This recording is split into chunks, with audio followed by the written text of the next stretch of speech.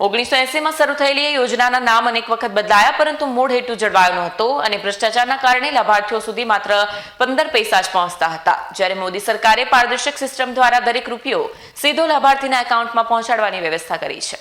મંચ પર વિશ્વસનીય અને યોગ્ય માર્ગદર્શન મળી રહે તે હેતુ સાથે ગ્લોબલ કોલાયન્સ દ્વારા સુરતમાં વર્લ્ડ એજ્યુકેશન એક્સપોનું સફળ આયોજન કરવામાં આવ્યું. આ એક્સપોને વિદ્યાર્થીઓ અને વાલીઓ તરફથી ઉત્સાહભેર પ્રતિસાદ મળ્યો.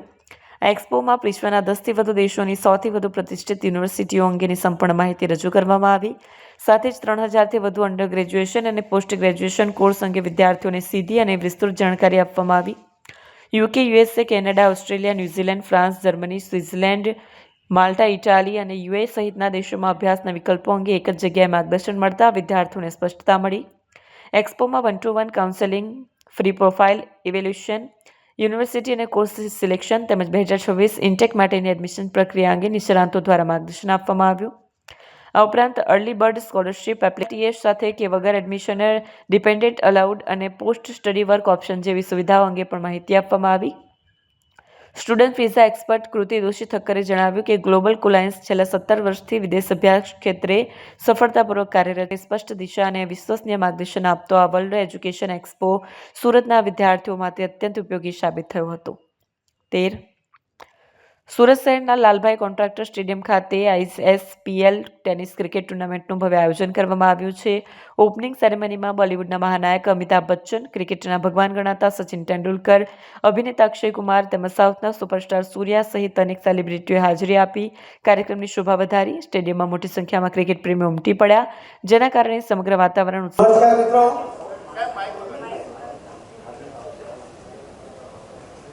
माननीय प्रधानमंत्री श्री नरेंद्र मोदी साहब द्वारा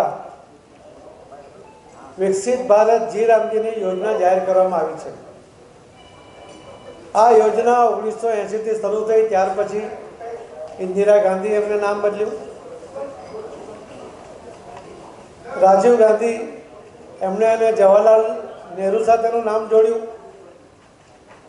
2005માં સોનિયા ગાંધી અને મનમોહનસિંહજીએ નરેગાના નામથી આ યોજના ચાલુ કરી અને ત્યાર પછી એને મનરેગા તરીકે મહાત્મા ગાંધીજીનું નામ જોડ્યું.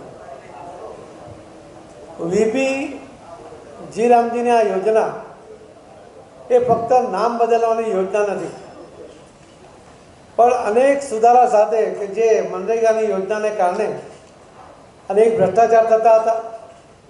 આ દેશમાં મજૂરો ઉત્પન્ન કરવા માટેનો પ્રયત્ન થતો હતો, કેમ કે આ યોજનામાં મૂળભૂત રીતે જ માટીકામ, ખોદકામ અને જે બીજું કશું કામને મહત્ત્વ આપ્યું જ નહોતું. તો દેશમાં અનેક ટેલેન્ટ પડી છે, એને પણ એનો લાભ મળે, કૌશલ્ય જે ધરાવતા લોકોને પણ એમાંથી કામ મળે, એના માટે આ વીપીજી રામજીની યોજના માનનીય પ્રધાનમંત્રી મોદી સાહેબજીએ એ બનાવી છે. અને એમાં જે મનરેગામાં 100 દિવસ એમાં કામ મળતું હતું, જીરામજીમાં 125 દિવસનું કામ મળશે. મનરેગામાં 15 દિવસે પૈસા આપતા હતા, જીરામજીમાં 7 દિવસમાં પૈસા મળશે. કોંગ્રેસના મનરેગાની યોજના એ 35,000 કરોડ રૂપિયામાં ફાળવેલા હતા. માનનીય પ્રધાનમંત્રી શ્રી નરેન્દ્ર મોદી સાહેબે 95,000 કરોડ રૂપિયા એ આ જીરામજી માટે ફાળી આપ્યા છે. જલ જીવન, જલ સંચય માટે પણ એમાં ખૂબ મોટો ફાળો આપવામાં આવ્યો છે. અનેક કાર્યોને આમાં સમાવિષ્ટ કરીને મોદી સાહેબે 2047 સુધીમાં વિકસિત ભારતની જે કલ્પના કરી છે, એના માટે કરોડો લોકોને પોતાનું ઘર મળે, એક પણ વ્યક્તિ ઘર વગરનો રહી જાય.